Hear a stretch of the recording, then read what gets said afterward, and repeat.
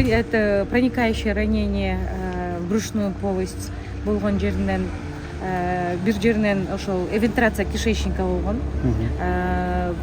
Ошол бир ранадан через брюшную стенку жатыны жабыркап балага кошот деген. И андан сырткары көкүрөк клеткасында, колунда дагы жаракат болгон.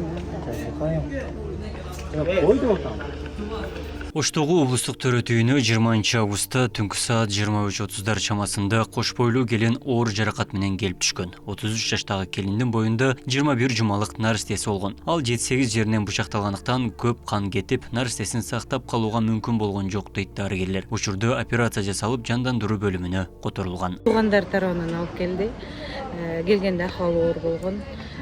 7-чи кош бойлуулук 6 бала төрөгөн. Бул 7-чиси кош бойлуулугу. Ошол баягы кош бойлуулугу канча айлык экен, анан баягы бычак ошол балага зыян бергенби? Кош бойлуулугу 20-21 жумалыкта болгон. Балада ошол бычактан жабыркап калган. Баланы сактап калууга мүмкүн болбоду. Операция жолу менен баланы алдык. Бул баланын суругу дагы аябай кичинекей болгондугуна байланыштуу баланы сактап кала албадык.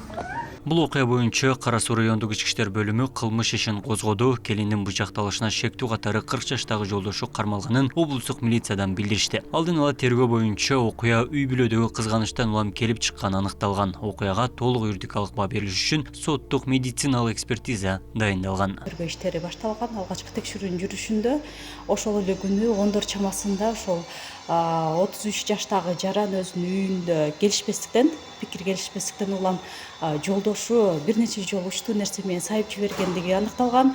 Аталган кылмыш боюнча Кыргыз Республикасынын кылмыш жаза кодексинин 122-берене жана 37-берене менен кылмыш иши козголгон. Ал эми ошол кылмыш иши суу эликте шектүү кармалып, убактылуу кармоочу жайына киргизилген. Азыркы убакта ошол тергөө амалдары уланып атат.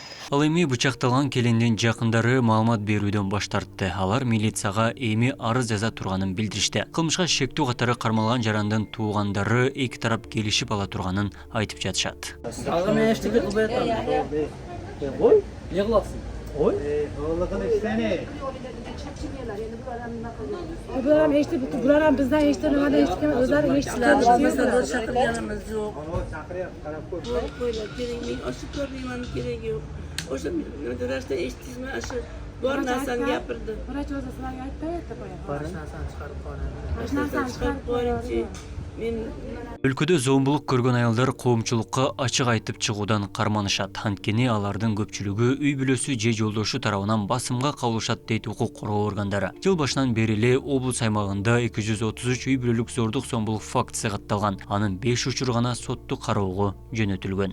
5 жылдыктын талдоосуна ылайык үй бүлөлүк зомбулукка кабылып же үй бүлөлүк зомбулукту жасаган шектүүлөр, айыпкерлер, кылмышкерлер көпчүлүк учурда жеңил жазага тартылат. Анткени үй бүлөлүк зомбулуктан кийин кайра эле ошол эле үй бүлө жарашып, жана эле балдары себепкер же бир башка бир нерселердин себепкердиги менен кайра жарашканга байланыштуу тосмо арыз берип, сот өндүрүшүнөн кыскарып кеткенге мүмкүн болот. Ал эми жазага тартылгандар өтө аз. Бул ошол үй бүлөлүк зомбулуктун айынан каза тапкан учурда гана жазага тартканга болуп атат. Ал эми калган учурда ошол эле жабырлануучулар тарабынан кайрадан тосмо арыз берилгенден тийиштүү чараларды колдоно албай атабыз. Ички иштер министрлиги 2 жылда Кыргызстанда үй бүлөлүк зомбулуктан 20 аял каза болгонун, жыл сайын 10 миңдей аял үйүндө кордукка кабылып келатканын жайралаган. Ал эми кош бойлуу келиндин бычакталышы боюнча 2 фактынын негизинде, 122-берененин негизинде адам өлтүрүүгө аракеттенүү боюнча кылмыш иши ачылган. Абдумалик Базарбаев, Асылбек Турдалиев, Ош ТВ.